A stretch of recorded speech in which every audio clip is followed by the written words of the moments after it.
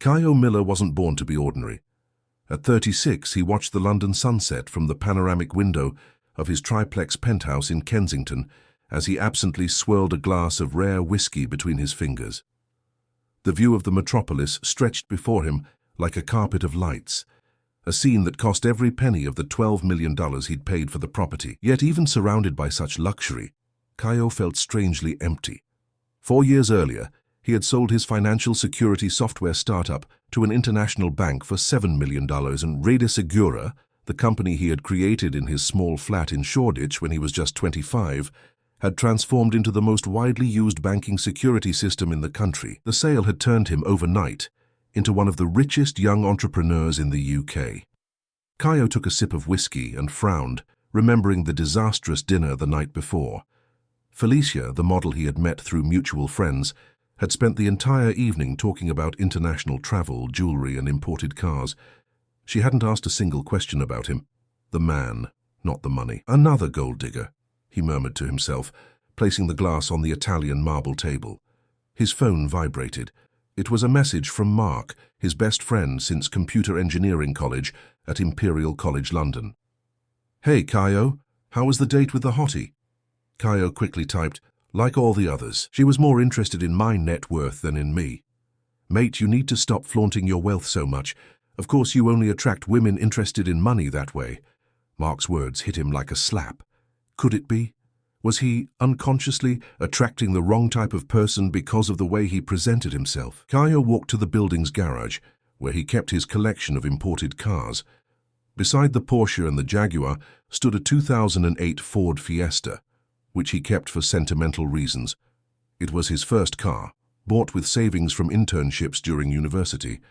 An idea began to form in his mind.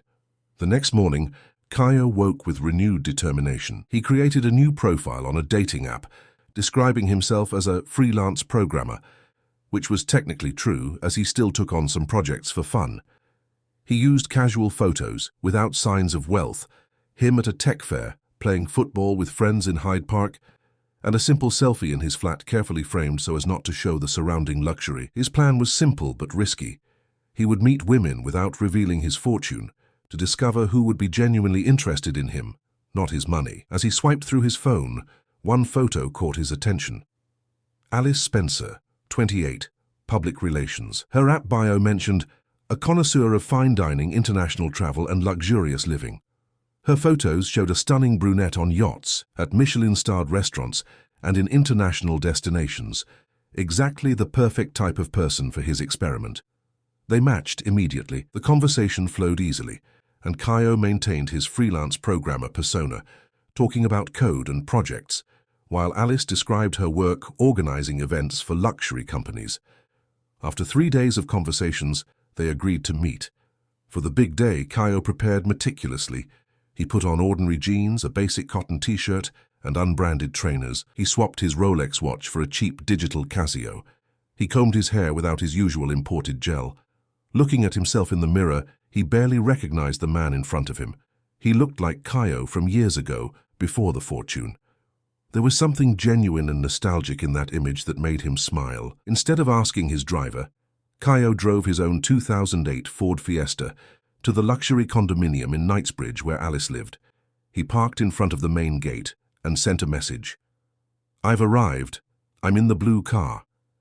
When Alice appeared at the entrance, the difference between them was stark. She was wearing a designer red dress, high heels that surely cost a few £1,000s, and a handbag Kaio recognized as being from an exclusive French brand. Alice's expression upon seeing the Fiesta was priceless, a mix of confusion and thinly veiled disappointment. "Hi Alice, how are you?"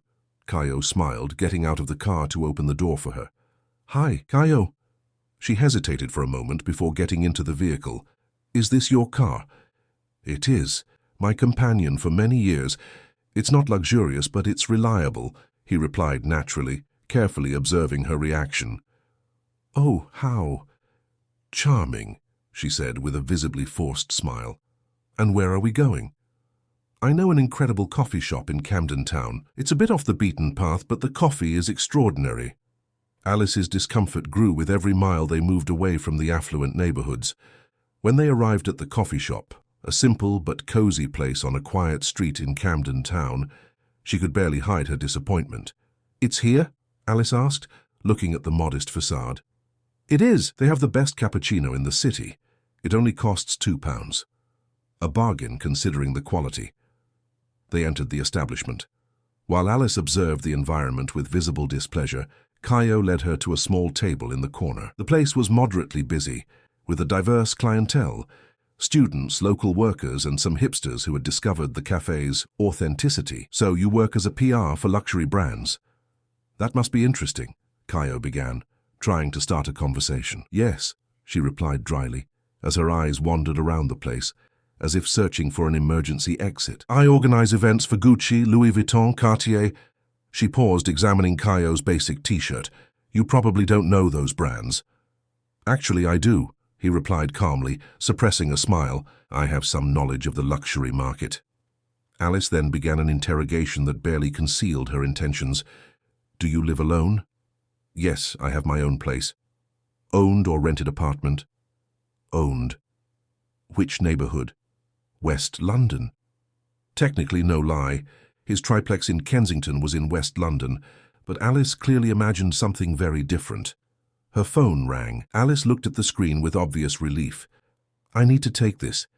It's an important client," she said, quickly standing up. Kaio watched through the window as she spoke on the phone on the pavement, her face completely transformed. She was smiling, gesturing animatedly. She seemed like a different person. When she returned to the table, her expression was serious again. "Kaio, I'm so sorry, but I have to go. A work emergency. A very important client is having problems with an event we're organizing." "Oh, that's a shame. But it's okay, we can reschedule," he offered, already knowing what her answer would be. "Of course, I'll text you," she replied automatically, already picking up her bag. Kaio paid the bill, £4 for the 2 cappuccinos, and Alice didn't even offer to split the cost. On the way back, the silence in the car was deafening. Upon arriving at her condominium, Alice finally spoke. "Look, Kaio, I think it's better to be honest. You seem like a nice guy, but I don't think we're a match." "Why?" "We barely know each other," he gently provoked. She hesitated for a moment, but then decided to be brutally honest. "We're at different stages of life. I frequent exclusive places, travel abroad regularly, wear designer clothes. I need someone who is in the same financial league as me. You think I can't keep up with that lifestyle? No offense, but you drive a 2008 Ford Fiesta. You brought me to a £2 coffee shop, and you wear clothes that look like they were bought in a department store. So no, I don't think you can." Kaio nodded calmly. "I appreciate your honesty, Alice."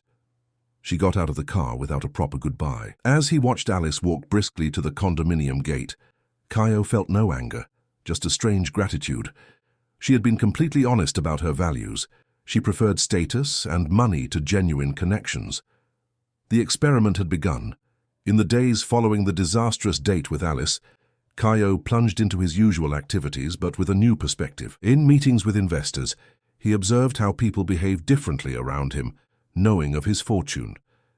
In the luxury restaurants he frequented, he noticed the looks of interest he received from women when he arrived in his Porsche. A week later, his friend Mark invited him to lunch in Marylebone. "So how's the social experiment going?" Mark asked, cutting his steak. "Enlightening," Kaio replied, swirling his glass of red wine. "She dumped me as soon as she realized I wasn't rich. She was pretty direct." Mark shook his head. "And what did you expect? You specifically chose a woman who flaunts luxury in all her photos." "Exactly. It was a controlled test," Kaio smiled. "But now I want to expand the experiment. Meet people in environments where money isn't the center of attention." "I have an idea," Mark said, leaning across the table. "My girlfriend Paige coordinates a digital inclusion social project in Newham. They're always needing volunteers to teach basic programming." Kaio's eyes lit up. "Perfect. When can I start?" 2 weeks later, on a Saturday afternoon, Kaio parked his Fiesta in front of a municipal school in the outskirts of London. Wearing jeans, a basic t-shirt and trainers, he carried a used laptop he kept for simple tasks. No one there would suspect he could buy the entire building if he wanted to. At the school entrance, he was greeted by a woman in her early 30s, with curly hair tied in a messy bun, colorful framed glasses, and a welcoming smile that lit up her entire face. "You must be Kaio. Mark told me a lot about you. I'm Louisa Campbell, the project coordinator." Something about the spontaneity of that smile made Kaio feel a slight tingling in his hands as he shook hers. "Nice to meet you, Louisa. I'm eager to help." "Great. We'll have a lot of work. We have 20 teenagers waiting to learn how to create websites and apps." The improvised classroom had old computers donated by companies. Louisa introduced Kaio to the students. Young people between 14 and 17, most from low-income families but with eyes shining with curiosity. For 3 hours, Kaio taught basic programming concepts with a patience he didn't even know he possessed. Louisa circulated around the room, individually helping students who had more difficulty. Occasionally their glances met, and she smiled in a way that made Kaio's heart beat faster. At the end of the class, as the students excitedly left, commenting on their first codes, Louisa approached him. "You were amazing, Kaio. The kids loved it. Are you sure you've never taught before?" He laughed. "Absolutely certain. I just explained it as I know how, without complications." "That's exactly what we need here," she replied, putting materials into her worn-out backpack. "People who simplify the complicated, not the other way around." "Can I invite you for a coffee? There's a bakery nearby that makes cheese bread that's said to be unbeatable," Kaio suggested, surprising himself with the spontaneity of the invitation. Louisa seemed to ponder for a moment. "Why not? I deserve some cheese bread after a Saturday of work." The bakery was a family establishment, with formica tables and a glass counter displaying homemade treats. Nothing like the gourmet cafes Kaio usually frequented, but the smell of fresh coffee and freshly baked bread created a cozy atmosphere, impossible to replicate in more sophisticated settings. "2 coffees and a portion of cheese bread, please," Kaio ordered at the counter. They sat by the window watching the street life, families strolling, children playing, the authentic pulse of a working-class London neighborhood. "So, Mark told me you work with programming, freelance, right?" Louisa asked, biting into a cheese bread. "That's right," Kaio confirmed, sticking to his story. "I do projects for different companies, mainly in digital security. It must be good to have that freedom. I teach math in public schools during the week and coordinate this project on Saturdays." 2 demanding professions. "And poorly paid," she completed with a laugh devoid of bitterness, "but rewarding in other ways. Seeing a student understand a complex concept, no money can buy that feeling." Kaio watched her with growing admiration. There was an authenticity in Louisa that he rarely found in his usual social circle. "And you? What brings you to a volunteer project? Mark mentioned you know each other from university." "Yes, we studied together at Imperial College London. As for volunteering," Kaio paused, carefully choosing his words. "After years of focusing only on my career, I felt I was losing connection with the real world. I wanted to do something meaningful, you know." Louisa studied him for a moment, as if assessing the sincerity of his words. "I understand perfectly. It's easy to get stuck in your own bubble." The conversation flowed naturally for 2 hours. They talked about books, films, social issues, dreams. No interrogation about finances or status, just 2 people genuinely interested in each other. As the sun began to set, they walked together to the school parking lot. "Thanks for the coffee and the company," Louisa said, stopping beside an old motorcycle. "Is this your bike?" Kaio asked, surprised. "Yes, my pride and joy. A 1998 Honda I inherited from my dad. It's not luxurious, but it gets me everywhere." She put on her helmet. "Are you coming next Saturday?" "Wouldn't miss it for anything," Kaio replied, feeling an excitement he hadn't experienced in a long time. In the following Saturdays, Kaio continued with the volunteer classes. Each week he and Louisa grew closer. After classes, they always found some excuse to extend their time together. A coffee, a walk through the neighborhood, a visit to a local book fair. On one of those Saturdays, Kaio invited her to dinner. "I know a family restaurant in Clerkenwell. Nothing too fancy, but the pasta is out of this world," he suggested. "I love Italian food," Louisa replied enthusiastically. "But can I suggest something different? There's a jazz bar in Soho. A friend of mine plays there on Saturdays. We could have dinner there and enjoy the music." Kaio smiled, pleasantly surprised by the suggestion. Perfect. That night, Kaio stopped by his flat to change, resisting the impulse to wear his designer clothes. He opted for a tidier but still discreet shirt and clean jeans. Driving his Fiesta, he passed the street where Louisa lived, a simple building in Fulham. She was waiting for him on the pavement, wearing an unpretentious floral dress that enhanced her natural beauty. Her curly hair was loose, framing her face in a way that made Caio hold his breath for a moment. "You look beautiful," he said sincerely. "Thank you," Louisa replied with a slight blush. "It's just an old dress I really like." The jazz bar was a small, cozy place, with dim lighting and dark wood tables. Louisa's friend, a talented saxophonist, waved to her from the small stage. They ordered appetizers and house wine. Between conversations and laughter, enveloped by the soft jazz, Caio realized something that startled him. He was falling in love, not with her external appearance or status, but with Louisa's essence, her intelligence, her passion for what she did, her authenticity. "What are you thinking about?" she asked, noticing his moment of introspection. "How easy it is to be with you," he replied honestly. "No pretenses or expectations. That's how it should be, don't you think? Real people genuinely connecting, not characters playing social roles." Her words hit him deeply. Wasn't that exactly what he was doing? Playing a role. Guilt began to gnaw at him. The more he liked Louisa, the harder it would be to tell the truth eventually. At the end of the night, he drove her home. At the building door, there was that moment of hesitation, that electric tension that precedes a first kiss. "Can I see you outside the project?" Caio asked, his voice softer than usual. Louisa smiled, moving a little closer. "I thought we already were seeing each other outside the project." "You know what I mean," he laughed nervously. "I mean, officially, a proper date." "Wasn't this a proper date?" "It was. It was," Caio admitted, lost in her gaze. "So, how about another one?" In response, Louisa leaned in and kissed him softly. A brief kiss, but full of promises. "Does that answer your question?" she whispered. Caio nodded, speechless. When she entered the building and the door closed, he remained there for a few minutes, processing what he felt. It was different from anything he had ever experienced, purer, more authentic. Driving back home, Caio faced a growing dilemma. With each passing day with Louisa, the lie of omission weighed more heavily. She deserved to know who he really was. But what if the truth changed everything? What if she felt betrayed, or worse, if her behavior changed upon learning of his fortune? The mere idea of losing the genuineness of that relationship terrified him. For the first time in years, Caio Miller, the multimillionaire, had something precious that his money couldn't guarantee, something that, ironically, his wealth could destroy. In the following weeks, Caio and Louisa's relationship blossomed naturally. They shared simple moments that, for Caio, had a taste of novelty. Watching the sunset in Hyde Park, eating ice cream at a neighborhood parlor, exploring craft markets in public squares.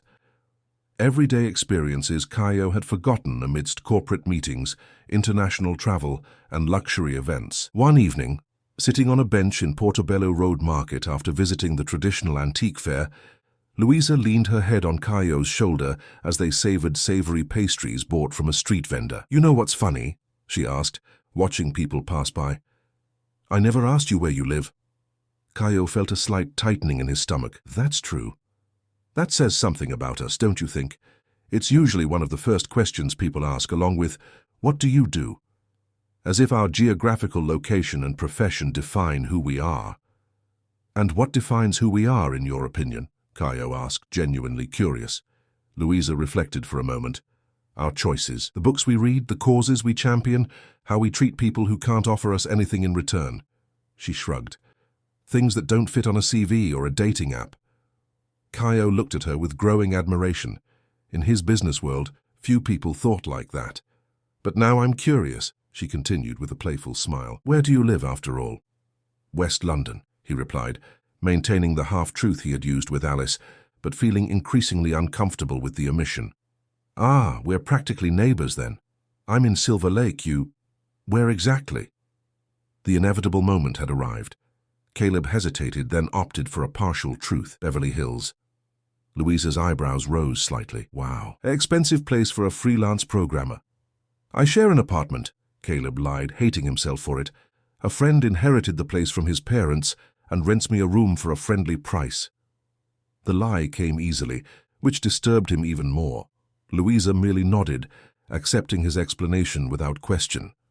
Her trust only increased his feeling of guilt. The next day, Caleb met Mark for coffee in Santa Monica. "I'm tangled in my own web of lies," he confessed, after recounting the previous night's episode.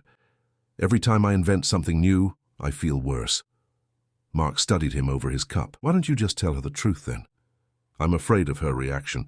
What if she feels betrayed? Or worse, what if she changes towards me?"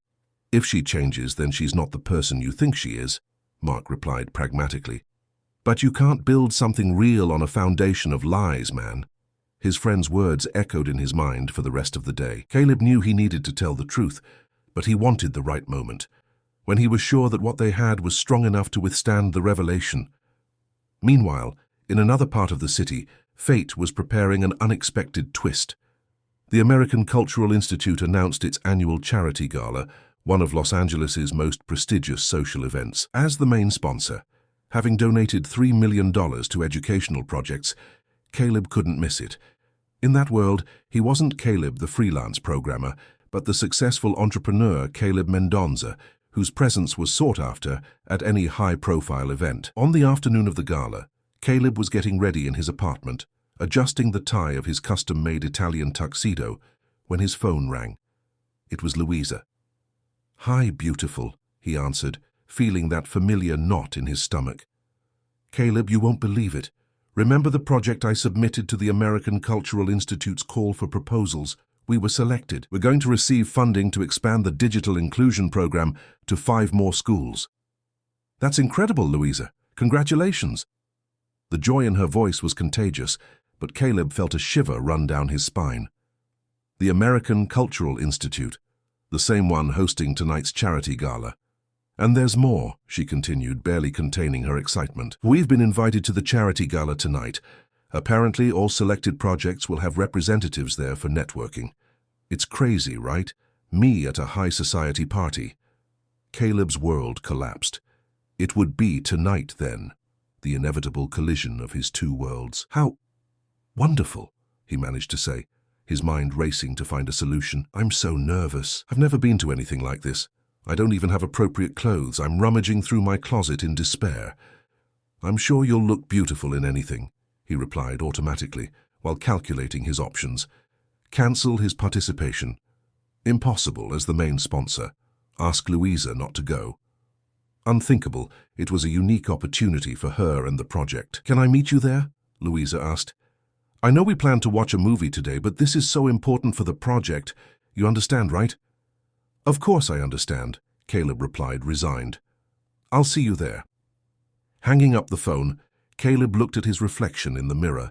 The millionaire entrepreneur in a tuxedo again, so distant from the simple man Louisa knew. The collision was inevitable now.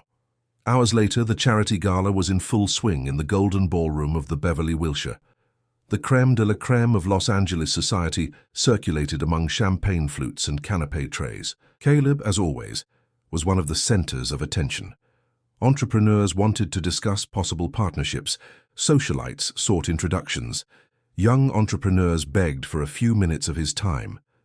With his eyes constantly on the entrance, Caleb tried to maintain his composure while talking to a senator and his wife. That's when he saw her. Louisa entered the ballroom wearing a simple but elegant navy blue dress, clearly the best she could find in her wardrobe. Her hair was styled in an elaborate bun, probably the work of a friend.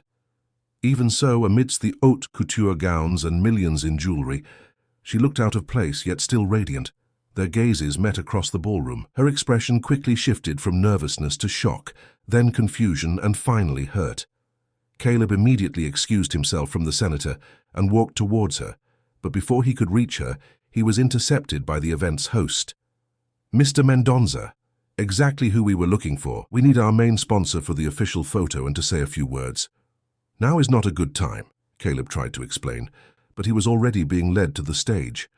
From there, he saw Louisa being approached by Mark and Paula, who were obviously trying to explain the situation. The look of betrayal on her face was evident even from a distance. With a heavy heart, Caleb ascended the stage. Under bright spotlights, he was introduced as the visionary Caleb Mendonza, who sold his software company for over $40 million and now dedicates part of his fortune to social causes. Applause echoed through the ballroom, as Caleb searched for Louisa with his gaze. She was still there, standing near a pillar, her eyes fixed on him. Not with anger, but with something that hurt much more: disappointment. The speech Caleb had prepared about the importance of technological education now seemed empty and hypocritical. Instead, he improvised something brief about believing in the transformative potential of education and thanked everyone involved in the projects. As soon as he could leave the stage, Caleb desperately looked for Louisa, but she had disappeared. Mark approached with a grave expression. "She left." "What did you tell her?" "The truth. That you're Caleb Mendonça, the millionaire who sold a tech company, that you've been involved in a social experiment." Caleb closed his eyes.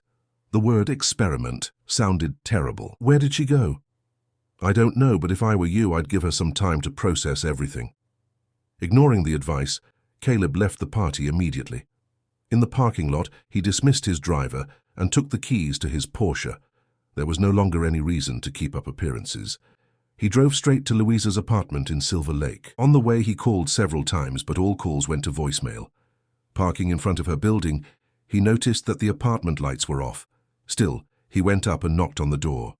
No answer. Back in the car, he sent a message. "Please, let me explain. It wasn't just an experiment. What I feel for you is real." The reply came almost immediately. "How can I know what's real with you?" The words hit him like a punch. He knew he deserved it, but it still hurt. Caleb spent the night awake, mentally replaying the events. In the morning, he tried Louisa's apartment again, but a neighbor informed him that she had left early with a small suitcase. At the social project, no one had information about her whereabouts. Paula, Mark's girlfriend, only said that Louisa had requested a few days off for personal reasons. For an entire week, Caleb tried every means of contact. Unanswered messages, emails returned with automatic replies, calls that went straight to voicemail. It was as if Louisa had completely disappeared from his life. In his luxurious apartment, Caleb looked out the panoramic window at the city sprawling below. Never had his empire seemed so empty, his achievements so insignificant. The man who could buy almost anything couldn't buy what he wanted most: a second chance. That's when his phone rang with a message. It was from Louisa, just 4 words that made his heart leap. "We can talk. Tomorrow, 3 p.m. Caleb carefully chose the location for the meeting, the same simple cafe in Echo Park, where everything began with the volunteer classes. Neutral territory, far from the luxury of his real life and the memories they had built together. He arrived 20 minutes early, wearing jeans and a basic t-shirt. Not to pretend to be someone he wasn't, but because he knew that's how Louisa had known him and perhaps would feel more comfortable. When she walked in, Caleb felt his heart quicken. Louisa looked tired, with soft, dark circles under her eyes that betrayed sleepless nights. She was dressed simply as always: jeans, a t-shirt, and a light jacket, but there was a new reserve in her posture. "Hi," she said dryly, sitting across from him. "Thanks for coming," he replied, resisting the urge to take her hand across the table. An uncomfortable silence settled between them. Caleb ordered 2 coffees. He knew exactly how she liked hers. "Where have you been?" he finally asked. "At my sister's place in San Diego. I needed space to think." She paused, studying him. "It seems I don't really know you, so I needed to get away to organize my thoughts." "You do know me, Louisa, better than most people." She let out a humorless laugh. "Do I? Which part is real, Caleb, or should I call you Mr. Mendonça?" The way she pronounced his surname carried a bitterness that made him wince internally. "Everything we lived together was real," he insisted. "My feelings, our conversations, the time we spent together. None of that was pretense. But you pretended to be someone you're not. I omitted a part of myself, my financial situation. But the man who taught programming classes, who talked to you about books and movies, who fell in love with you, that's me." Her eyes softened slightly at the mention of the word "fell in love," but the hurt was still there. "Why, Caleb? Why all this charade?" He took a deep breath. It was time for the complete truth.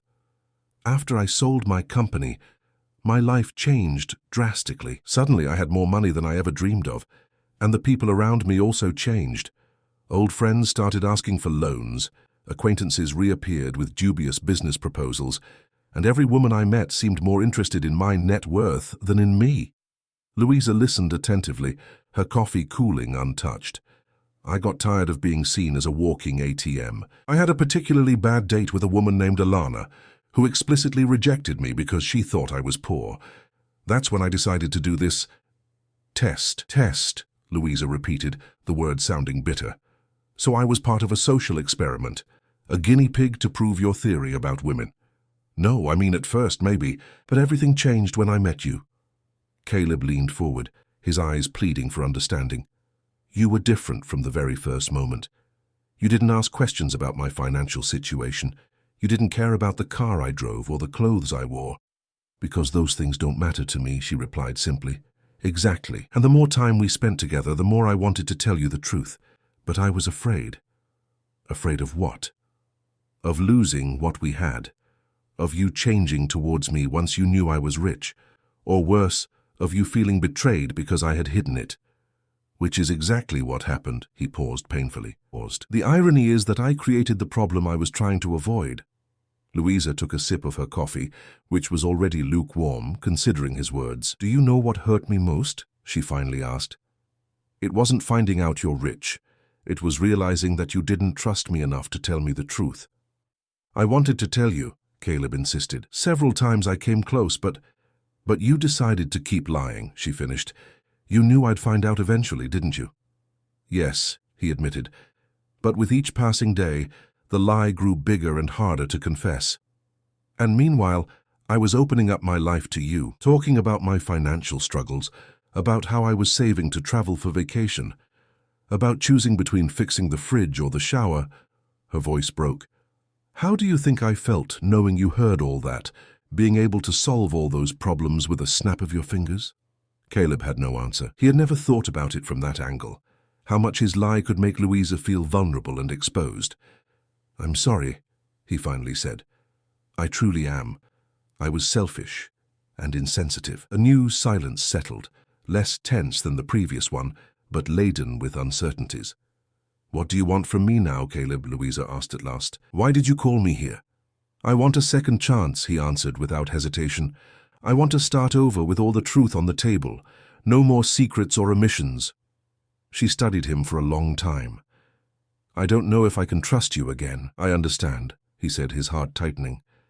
But if you give me a chance, I promise I'll never lie to you again, and I'll understand if you need time. Louisa took a deep breath, tapping her fingers on the table, a habit he knew well, a sign she was processing something important. I need to think, she finally said. I can't promise anything now.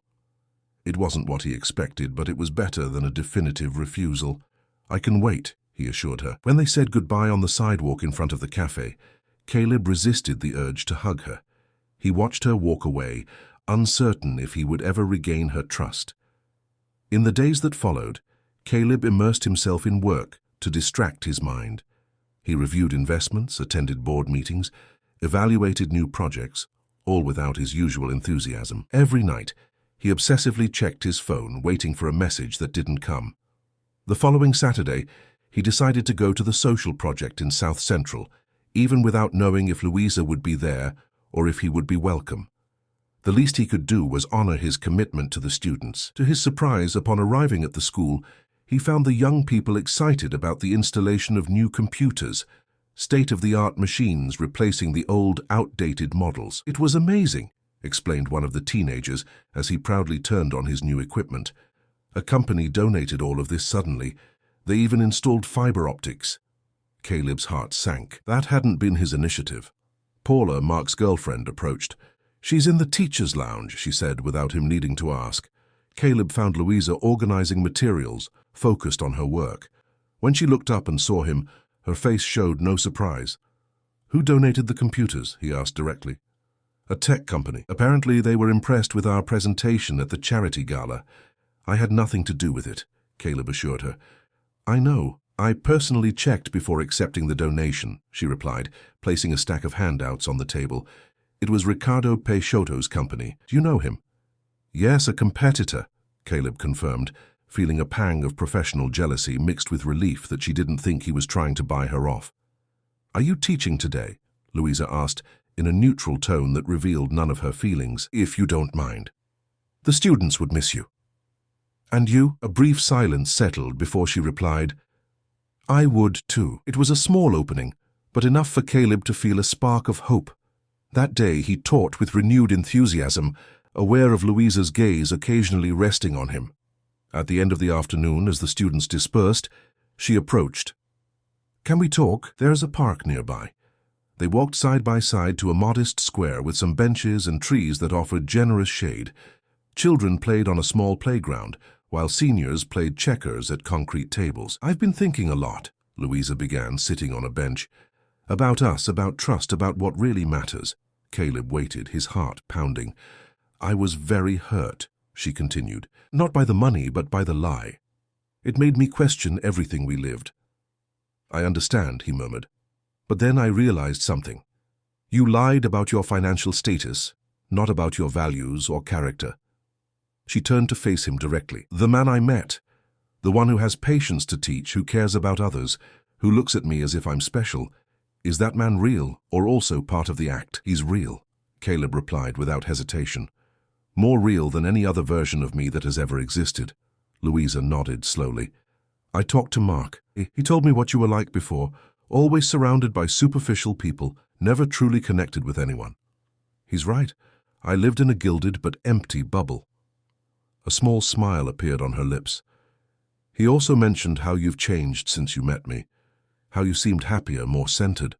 I've never been as happy as in the moments I spent with you, Caleb confessed. Driving that old sedan, eating cheese bread at neighborhood bakeries, watching the sunset in the park. It was like rediscovering the world. You know what's ironic? Louisa gave a soft laugh. Deep down, you wanted to be loved for who you are, not for your money. And I wanted the same, to be valued for who I am, not for my social status. We were both looking for the same thing. Caleb had never thought about it from that angle, but she was absolutely right. I'm willing to try again, Louisa finally said, but with one condition. Anything, he replied promptly. Total honesty from now on, no more secrets, no more tests, no more personas. Just two human beings trying to build something together. I promise, Caleb said, feeling immense relief. Nothing but the truth from now on. And I don't want you to change anything in my life without consulting me first, she added firmly. No surprise expensive gifts, mysteriously paid bills, or anonymous donations. We have to build a relationship of equals, even with financial disparities. Agreed, Caleb concurred. We'll go at your pace. Louisa extended her hand, as if sealing a professional agreement. Caleb took it, feeling the comforting warmth of her skin.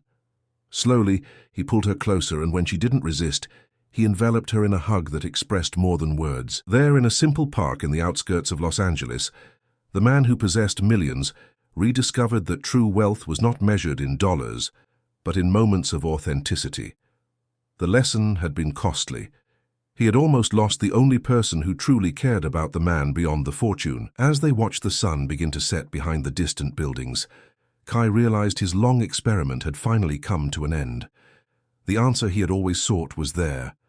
True love could not be tested or forged.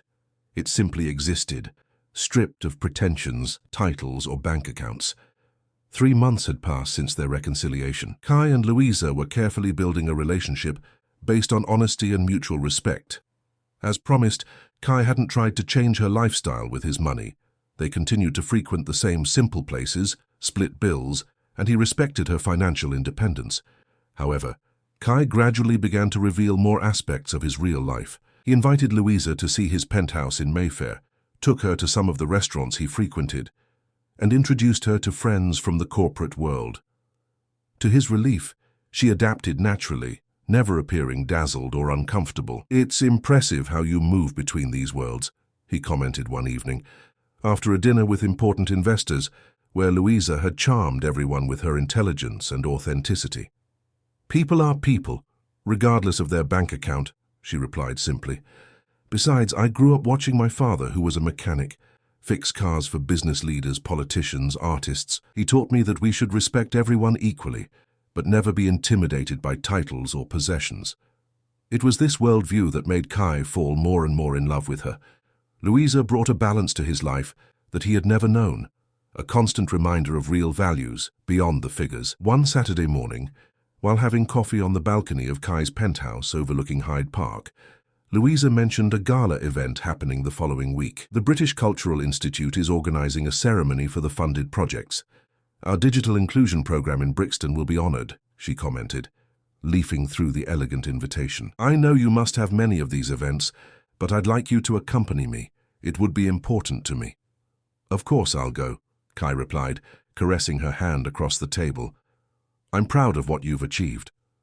What Kai didn't mention was that, as the Institute's main sponsor, he would not only be present but would be one of the evening's honorees. Some aspects of his life still surprised him when they collided with the new reality he was building alongside Louisa.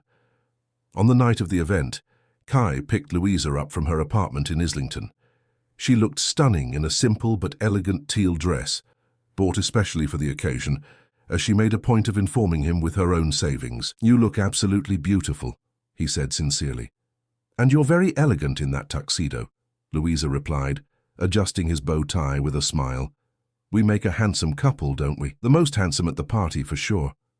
The event was held at the Royal Opera House in London, a majestic setting with its neoclassical architecture and gold details. As they entered the lobby lit by crystal chandeliers, several important guests greeted Kai, some clearly curious about the woman beside him. It wasn't common to see him accompanied at events of this kind. Mr. Mendonça, what a pleasure to have you with us again, greeted the Institute's director. And this must be Louisa Campos, my girlfriend, Kai introduced proudly. She coordinates the digital inclusion project in Brixton, one of this evening's honorees. Ah yes, an exceptional job, Miss Campos. We are impressed with the results achieved in such a short time.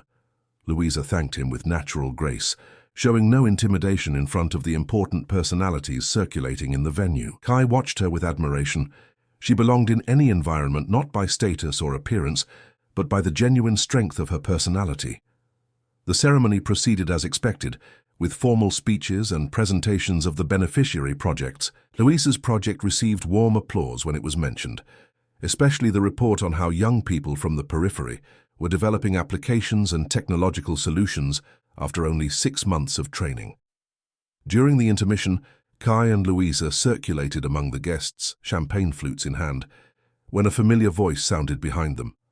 Kai Mendonça, what a pleasant surprise. As they turned, Kai felt his stomach drop. It was Alana Spencer, stunning in a red haute couture dress, conspicuous jewelry adorning her neck and wrists. Beside her was Richard Paxton, the tech entrepreneur who had donated computers to Louisa's project. Alana, Kai replied formally. Richard, how are you? Couldn't be better, Richard replied, a middle-aged man with graying hair and a calculated smile. By the way, do you know my companion?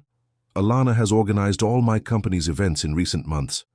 Yes, we've met briefly, Kai said, maintaining his composure. Alana's eyes scrutinized Louisa from head to toe, evaluating her with ill-concealed curiosity. And this is, she asked, her smile not reaching her eyes. Louisa Campos, my girlfriend, Kai introduced, putting his arm around Louisa's waist protectively. Louisa, this is Alana Spencer. The two women exchanged polite greetings, but Kai could feel the tension in the air. Alana seemed confused, trying to understand how this seemingly ordinary woman had captivated one of London's most eligible bachelors. Louisa coordinates one of the social projects being honoured today, Kai explained. Oh, how interesting, Alana commented with a condescending smile. I've always admired people who dedicate time to social causes. I myself organise an annual charity bazaar. Richard, realising the connection, intervened. Wait, you're the coordinator of the digital inclusion project in Brixton? Our company recently donated equipment. Incredible work you're doing. Thank you for the support, Louisa replied sincerely. The new computers have completely transformed our teaching capacity. While Richard and Louisa chatted animatedly about the project, Alana subtly pulled Kai aside. I never imagined you with someone so simple, she commented in a low voice. Simple? Kai repeated, raising an eyebrow. I prefer to use the term authentic. Of course, Alana backed off, sensing dangerous ground. She seems very intelligent. She is exceptional, Kai affirmed, not averting his gaze. I imagine it must have been a big surprise for her to discover who you really are, Alana insinuated with a mischievous smile. What do you mean? Kai remained impassive, but felt a chill down his spine. Oh, Kai, that day at the cafe in Soho? The Ford Focus 2008? The basic clothes? Do you think I didn't recognize your little game? Her smile was now almost predatory. You were testing if I'd be interested in you without your money. And now you're with her. Am I to assume she passed the test I failed? Kai was momentarily speechless. He had never imagined Alana would make the connection. It's not quite like that, he began, but was interrupted when Louisa and Richard rejoined them. Richard just invited me to present our project at the Educational Technology Conference next month, Louisa announced, beaming. Isn't that incredible, Kai? Wonderful, he replied automatically, still processing the interrupted conversation with Alana. We should return to our seats, Richard suggested, checking his watch. The second part of the ceremony will begin shortly, and you, Kai, will be one of the honorees, won't you? As they returned to the main hall, Alana whispered discreetly to Kai, Does she know about our date? About your little social experiment? Before Kai could answer, they were separated by the crowd returning to their places. Throughout the second part of the ceremony, he felt restless, worried about what Alana might say if she had the opportunity. When Kai went on stage to receive his recognition as the Institute's main sponsor, he saw Louisa in the audience, applauding with genuine pride. The contrast between her and Alana couldn't have been more evident. One celebrated his achievements without envy or ulterior motives. The other always seemed to be calculating personal advantages.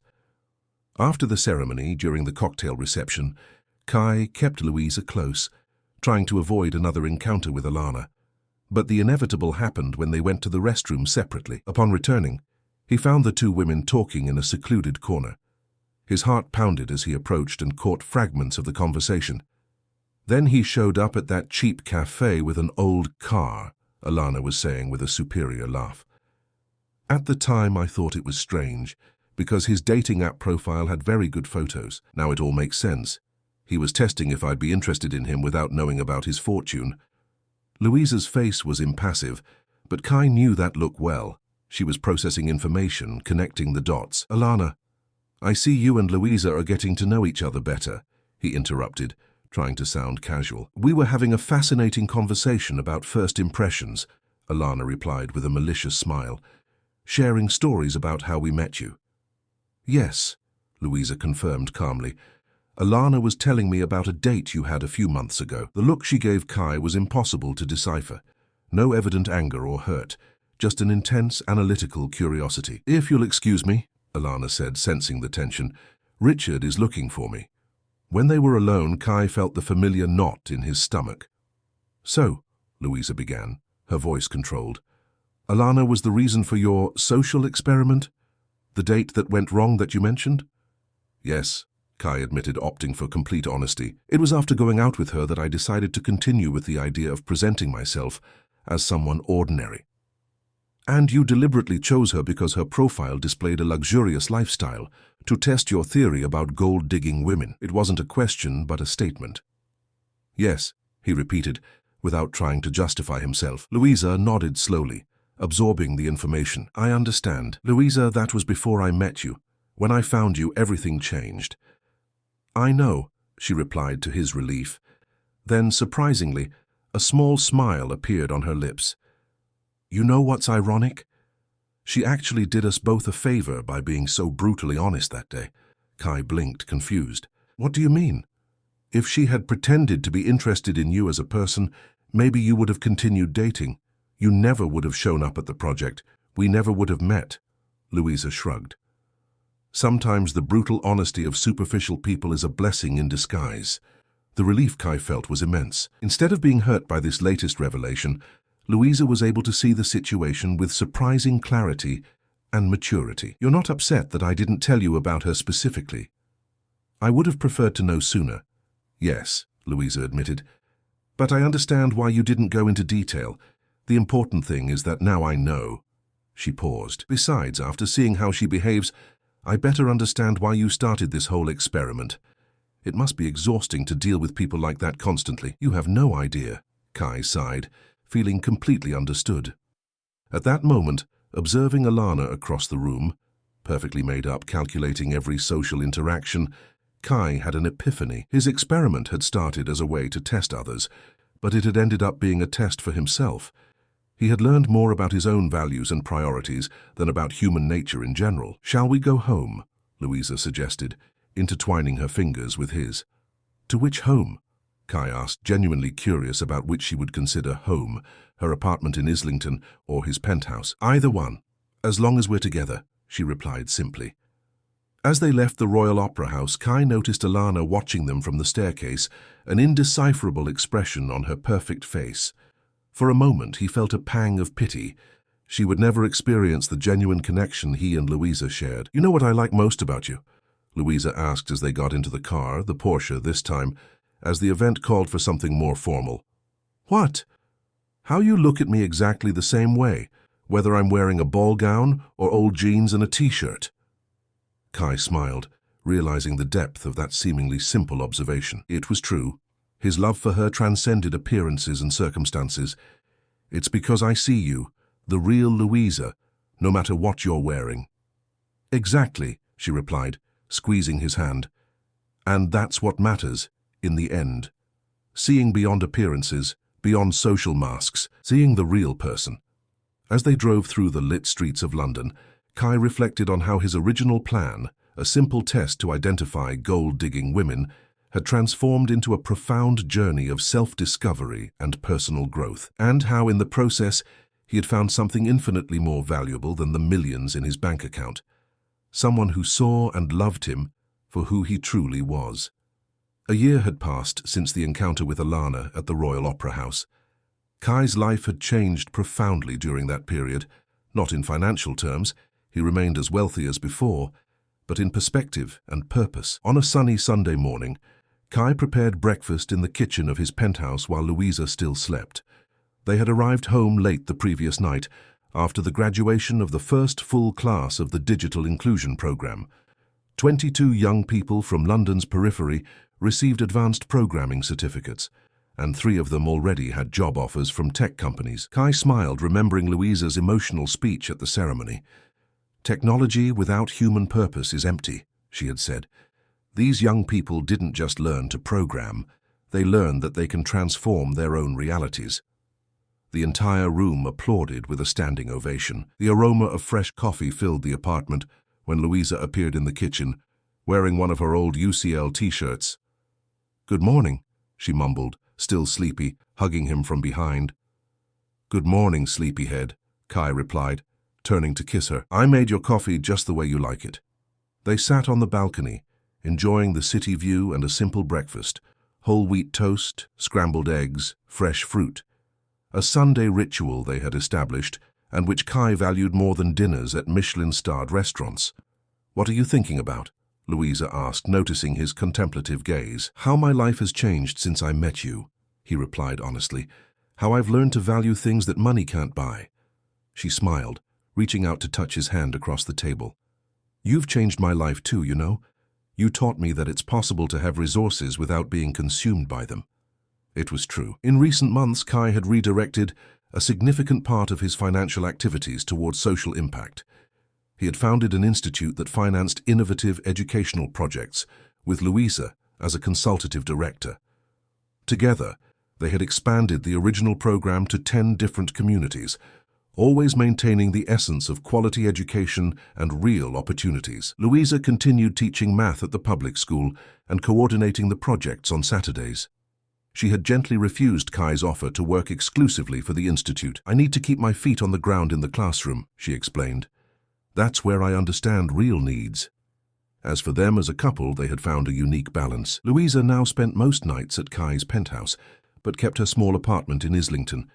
"To never forget where I came from," as she would say. Kai deeply respected this choice, recognizing that her independence was a fundamental part of who she was. "I have a surprise for you," Kai said, getting up to retrieve something from his office. He returned with a simple white envelope, which he handed to Louisa with an enigmatic smile. "What is this?" she asked, curious. "Open it." Inside the envelope were a key and a document. Louisa examined the paper with growing surprise. "This is a deed for a property in Shoreditch. It's a space for the Institute's new headquarters," Kai explained, "large enough to house classrooms, computer labs, and a co-working space for graduates who want to start their own projects." Louisa's eyes filled with tears. Kai, this is incredible, but it must have cost a fortune. It did, he confirmed simply, and it was the best investment I've ever made. Look at the bottom of the document. Louisa turned the page and gasped as she read, Campos Mendonça Institute for Technological Education. Our names. Together, she whispered. If you approve, of course, Kai quickly added. I wanted it to be a true partnership. My resources, your pedagogical vision. It's perfect, Louisa replied, getting up to hug him. Thank you for understanding what truly matters to me. That afternoon they went to see the new space, an old industrial warehouse completely renovated, with large windows that flooded the environment with natural light. As Louisa walked through the empty rooms, already planning where each section would go, Kai watched her, marveling at her enthusiasm. We can inaugurate in 3 months with the start of the next cycle of classes, she commented, making frantic notes on her phone. We need to hire more instructors, establish partnerships with companies for internships. Kai smiled, recognizing the pragmatic efficiency he admired so much in her. Louisa didn't get lost in dreams. She transformed them into concrete plans with goals and deadlines. Oh, and we need to visit some furniture stores, she continued. Nothing too expensive, but functional and comfortable for the students. No problem, Kai agreed. The budget is flexible. Louisa stopped her notes and looked at him seriously. Kai, I know money isn't an issue for you, but we need to be efficient with resources. Every pound saved on luxury furniture can mean 1 more scholarship student. It was precisely this kind of perspective that he loved in her, the ability to see beyond the surface, to prioritize what truly mattered. You're absolutely right. You decide how to manage the budget. Leaving the warehouse, they walked through Shoreditch, enjoying the Sunday afternoon. They stopped at a simple cafe, the kind of place Kai never frequented before meeting her, but which he now appreciated for its authenticity and unpretentious charm. Remember our first coffee together, at the bakery near the school? Louisa asked between sips of cappuccino. How could I forget? That's when I realized there was something special about you. I confess I felt something different too, she admitted. It was strange how comfortable you seemed in that simple environment, but at the same time you had a natural refinement, as if you belonged to 2 worlds simultaneously. Because I belonged, Kai replied. I just didn't know it yet. I needed you to rediscover that part of myself. They continued walking until they reached a small square where a local art fair was taking place. Artisans and independent artists displayed their works, paintings, sculptures, handcrafted jewelry. Kai watched as Louisa interacted with the exhibitors, genuinely interested in their stories and creative processes. At one of the stalls, she was enchanted by a handcrafted ring, a unique silver piece with a small, unusual blue stone. It's American aquamarine, explained the artisan, a gray-haired gentleman. Found in Colorado, each stone has a unique pattern of inclusions. It's beautiful, Louisa commented, trying on the ring. It looks perfect on you, Kai observed, noting how the color of the stone complemented her eyes. When Louisa moved away to look at other pieces, Kai discreetly bought the ring, tucking it into his pocket. An idea was beginning to form in his mind. That evening, he took Louisa to dinner at the Italian restaurant in Little Italy in Boston, where they had their first official date. The place remained the same, cozy, familiar, with checkered tablecloths and candles in empty wine bottles. Why do I have the impression that something special is happening today? Louisa asked, with an intrigued smile. Can't I just want a romantic dinner with my girlfriend? You could, she narrowed her eyes, suspicious. But I know that look. You're up to something. Kai laughed, taking her hand across the table. A year ago you gave me a second chance, even after discovering the whole truth about me. It was the most important day of my life. For me too, she replied softly. Trusting again wasn't easy, but it was the best decision I've ever made. Before I met you, I had everything money could buy, but nothing that truly mattered, Kai continued. You taught me that the value of things isn't in their price, but in their meaning. As he spoke, he took a small velvet box from his pocket. Louisa's heart visibly quickened. It's not what you're thinking, Kai quickly said, opening the box to reveal the handcrafted ring from the fair. Or rather, it is, and it isn't. It's the ring from the fair, Louisa observed, surprised.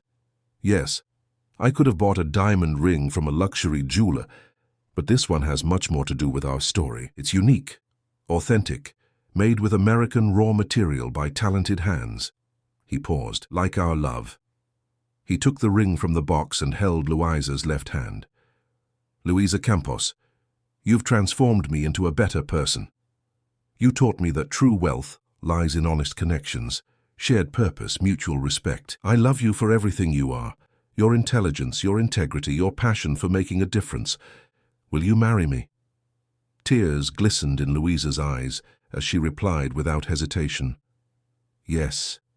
1,000 times. Yes. Kai slid the ring onto her finger. It fit perfectly. Around them, the other restaurant patrons who had stopped to watch the proposal applauded enthusiastically. The owner, recognizing them as regular customers, approached with a bottle of Prosecco. To celebrate true love, declared the Italian gentleman with a wide smile.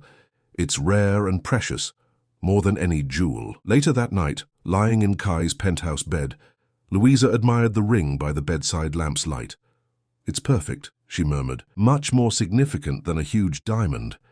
We can choose wedding bands together if you prefer something more traditional, Kai offered. No, I want this one. It tells our story. She turned to face him. You know what else I love about you? How much you've grown, how you've learned to value the right things? All thanks to you, he replied, caressing her face. No, Louisa gently disagreed. You always had those values within you. You just needed to rediscover them, to remember what truly matters in life. Kai reflected on that observation. It was true. Before financial success, he had been that idealistic young man in a Honda Civic 2008, working hard to build something meaningful. Somehow along the way he had lost that essence. Money has a strange way of distorting our perspective, he commented thoughtfully. It makes it seem like we can buy happiness, security, even love. But those are just illusions. Money is just a tool, Louisa replied, nestling into his arms. It can be used for good or to create even greater voids. It's the intention behind it that matters. In the months that followed, they planned a simple wedding at Louisa's family estate in the Hudson Valley. There would be no ostentation or extravagance, just close family and friends celebrating their union beneath the orchard trees. The inauguration of the Campos Mendelssohn Institute took place 2 weeks before the wedding. The space in Greenwich Village quickly became a reference center for inclusive technological education. Tech companies, impressed by the quality of training offered, vied for the students who graduated there. On the eve of the wedding, Kai found Louisa sitting on the porch of the main house at the estate watching the sunset. He sat beside her, sharing the moment in comfortable silence. "What are you thinking about?" he finally asked. "How life comes full circle," she replied, smiling. "Just over a year ago, I was just a teacher trying to make a difference with minimal resources. Now we're about to get married and run an institute that's transforming hundreds of lives. And it all started with a social experiment," Kai reflected. "When I think about it now, it seems so foolish." "It wasn't foolish," Louisa corrected. "It was the universe conspiring in your favor. If you hadn't taken that test, if Alice hadn't been so brutally honest about your materialistic values, perhaps you never would have sought something different. We never would have met." It was a fascinating perspective, how seemingly misguided decisions could lead to extraordinarily positive outcomes. "You know what I learned from all this?" Kai continued. "That true wealth lies in shared experiences, mutual growth, the ability to make a difference together. And that true love doesn't see bank accounts, cars, or designer clothes," Louisa completed. "It sees a person's heart, their values, their actions when no one is looking." The next morning, under a perfect spring blue sky, Kai waited at the makeshift altar among the fruit trees. When Louisa appeared in a simple lace dress, walking between rows of chairs occupied by people who genuinely cared about them, he knew with absolute certainty all the millions in the world were not worth that moment. The officiant, an old friend of Louisa's, spoke about unity, respect, and building a life together, but it was the words of the bride and groom themselves in their vows that moved everyone. "I promise to love you, not for what you have, but for who you are," Louisa declared. "For your kindness, your vision, your ability to grow and learn, for seeing beyond appearances and valuing what truly matters. And I promise never to forget that my greatest fortune is your love," Kai replied, his voice choked with emotion. I promise to use all the resources we have to build a more just and humane future. And above all, I promise to always be honest, with you and with myself, about what I truly value in this life." When they exchanged rings, simple gold bands made by the same artisan from the fair, the circle was complete. The social experiment that began as a test of someone else's character had transformed into a profound journey of self-discovery and true love. Looking at Louisa, now his wife, Kai finally understood. The answer he had sought wasn't about discovering who would love him, regardless of money. It was about rediscovering his own capacity to love genuinely, to value what no fortune could buy. And that, he realized with absolute clarity, was the greatest wealth anyone could possess.